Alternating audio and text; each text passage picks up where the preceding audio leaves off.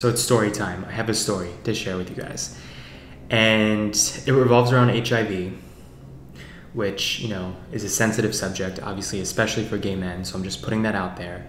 I made a few videos before about my experiences hanging out with guys who have HIV and all that. So fair warning. But I was recently talking to two different guys, and it's just a coincidence that this ended up being relevant with both guys. But I was talking to both of them on Grindr. Yes, I caved and I returned to Grindr, and I want to leave it again soon. But then you start talking to somebody who's actually nice and normal and cool, and then you're like, all right, maybe I'll stick around a little bit longer.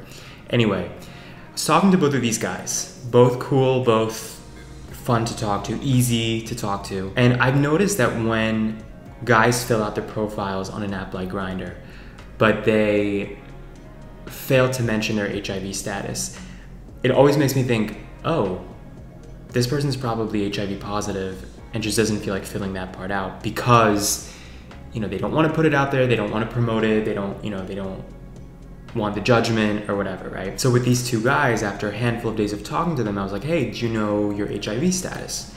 Because I noticed you didn't fill it out on your profile. So first off, let me say one of these guys is my age, late 20s, and the other guy is in his 40s. And this is a guy who I reconnected with, who I had met 2 years ago when I lived here in Miami. And so we reconnected through Grindr, and we had a little bit of a fling 2 years ago. So just some context, right?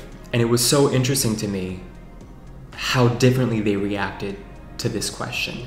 And I do think there is a generational component to this. So the guy who's my age, 29, he was like, oh yeah, thanks for asking.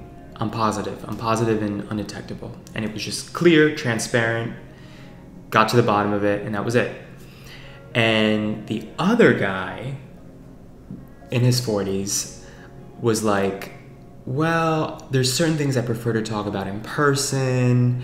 I don't feel the need to fill out every, detail in my profile, and there's just certain things that are easier to talk about in person, and blah, blah, blah, blah, blah. He sent me it was like an essay. And he said something like, for now, I would say follow your assumptions, meaning the fact that I assume that if it's not in his profile, that he's HIV positive. And I thought this was such a bizarre way of answering a very simple question. And of course, I understand that it's such a sensitive subject. And I understand that not everybody necessarily feels comfortable exposing something so vulnerable about themselves. And it's such a taboo, shame-based thing, especially among gay men, that I can completely sympathize with that. At the same time, I feel like if somebody's asking you politely and kindly, and you're talking on an app like Grindr, it's not like this is a job interview or I'm meeting this person on the street and just randomly asking them. So to me, it feels relevant to ask this if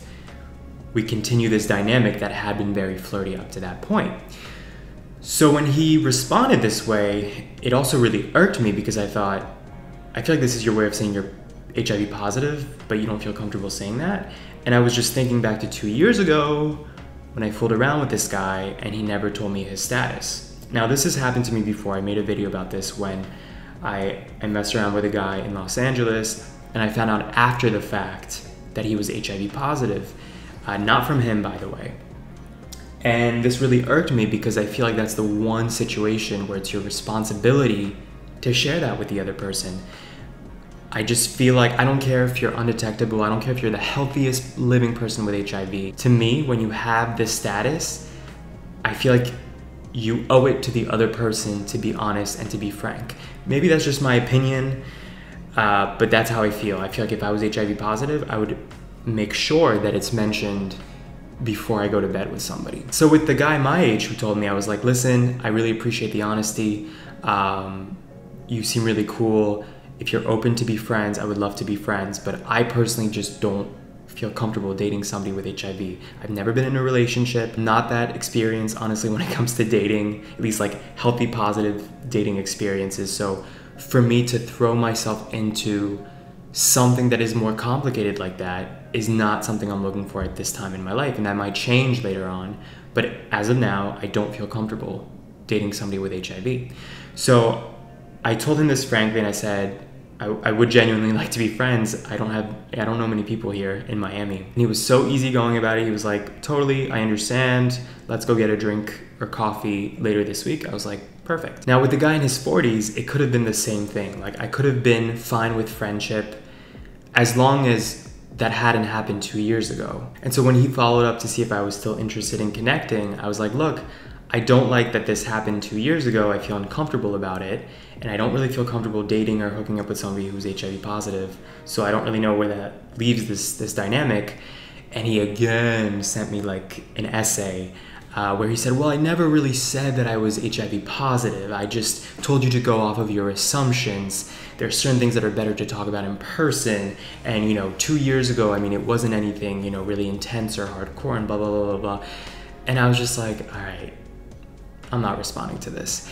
And it was just so telling, I think, that these two interactions with these two different guys happened the same day, and yet they were such different responses. And I can't help but feel that it is a generational thing, that the man in his 40s lived through the AIDS epidemic of the 80s and the 90s, and the scars that must leave on somebody to then also become a victim of that epidemic, but be a survivor of it. I can completely sympathize with what kind of complexes that must create inside somebody. That being said, I am not willing to be a consequence of your complexes. Like that's too much for me. I don't have time for people who are like skirting around and beating around the bush. By the way, I feel like this in general, even outside of HIV. I'm at an age where I want to be with people who are living their truth, are transparent, are honest, are authentic, because you can't expect to attract that if you're not doing that yourself. And by the way, it just seemed to me like he wasn't comfortable with his status. And if you're not comfortable with your status, how do you expect anybody else to be comfortable with that and potentially date you or hook up with you or whatever? It's funny because I find myself drawn to older men, and I've talked about this on this channel, and a lot of you guys will comment and say, you belong with a guy who's like a decade older than you and all this stuff. And I tend to agree, but then the older I get, the more I experience things like this with men above 40 who have certain complexes and an old school way of thinking about things that I just don't have the patience for. And I find that with guys my age, it tends to be less drama, less ego, just easier to deal with and to maneuver. But then I also miss out on the maturity and the, intellectual stimulation that I tend to find with much older guys. So it puts me in this weird space where it's always less drama with younger guys, but then I always feel like I'm missing out on something. I'm curious what you guys think about this. Let me know in the comments.